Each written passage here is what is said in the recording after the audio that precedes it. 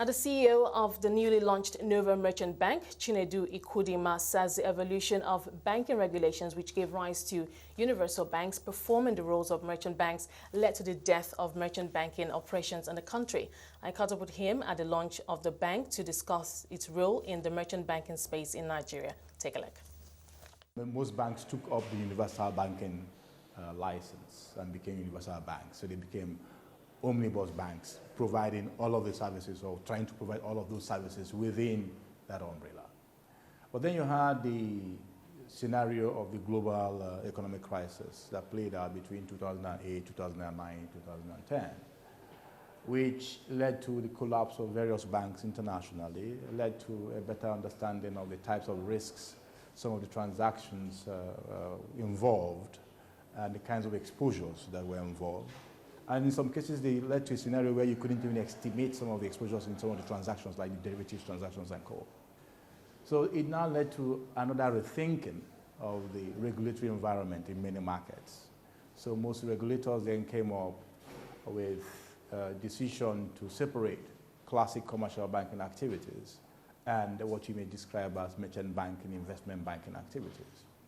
Nigeria was one of those markets where you saw a lot of banks were compelled to either create holding companies or divest of various businesses. Some banks had like insurance and wealth management and all kinds of things within their operation. They were forced to divest some of those, and that's what you saw happen.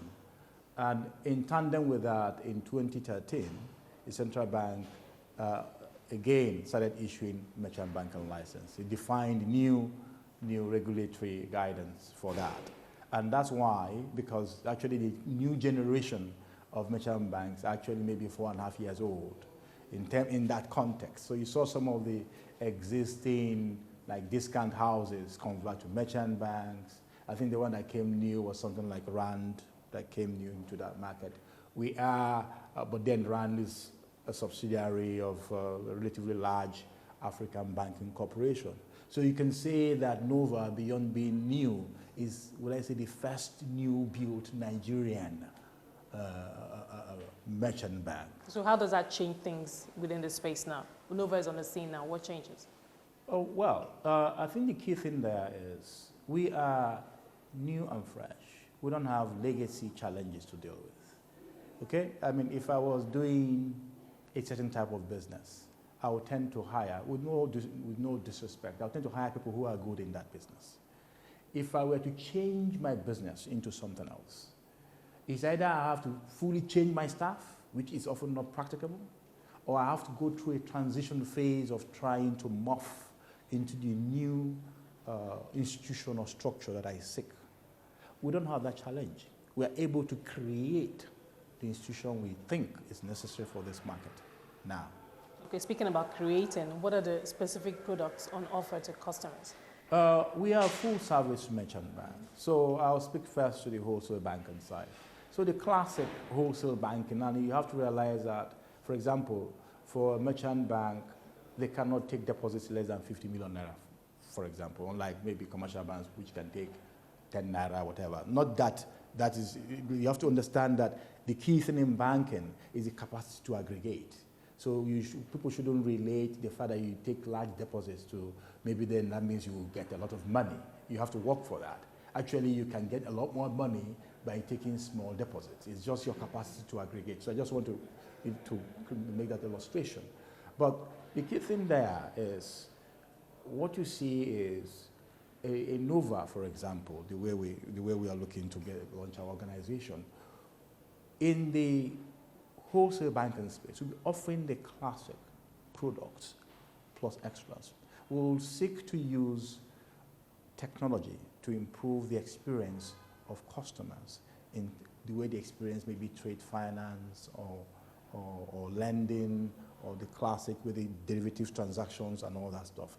That is one of the things that we'll seek to do in that space. The other thing that we'll do is that we are going to work with customers to fully comprehend what their circumstances are. And if you look at the banking system in Nigeria today, you see there are a lot of strains around non-performing loans and stuff like that. With no disrespect intended. If you look closely at the risk management around some of those loans, you can have very serious questions around them. So for us, for example, we'll be working with customers to ensure that they are engaging with their banking financial services needs and solutions in a way that is sustainable. So from a credit risk perspective, risk management, customers have nothing to fear. You have that taken care of. I'll give you an example. I used to be executive director for risk management for Citibank Nigeria, and with no immodesty intended. When I left the job, my NPL ratio was 0. It was the only bank in this market which had NPL of 0. Okay, it's not all my work or something, it's the work of my colleagues in the bank, it's my work, of course, the work of my team. But it involved a certain capacity to envision the future, a capacity to be able to engage with customers and enable them see what really works for them. Sometimes the customer will see something and say, I want that, or by the way, I want that, and it's up to you to say, okay, this works for you. However, this one, you may have it now, but in 2 years' time, unless you do A, B, C, and D to hedge your risk, this will become a challenge for you. I mean, you had some customers in the market who took foreign currency loans without any kinds of hedges, okay? So when there was, and most of their revenues were in local currency. So when there was a devaluation, they had a situation where their local currency capacity was not adequate to meet their foreign currency obligations. Actually, in some cases, they couldn't even source the foreign currency. So I think it's up to you as a banker to bring up those questions, not just to seek to do something because the customer says he wants it, to say, look, I think it works better for you this. It may mean the customer won't make as much profit as he was hoping for now, but it does mean he can focus on building his business, knowing the risks he's taking, and those risks are covered, than almost gambling. Okay. And hoping that things will turn out as he expects. Now, one of the advantages of a merchant bank is that they provide long-term funding, against the banks that give short-term. But it's been said that for Nova, from a long-term funding perspective, you will be looking outside Nigeria. Can you explain that? Well, what you see is, long-term funding can come in the form of either equity or debt. Okay, and if you look at the experience of some entities in Nigeria which have maybe issued Eurobonds, okay, which is some form of long-term financing in foreign currency, of course.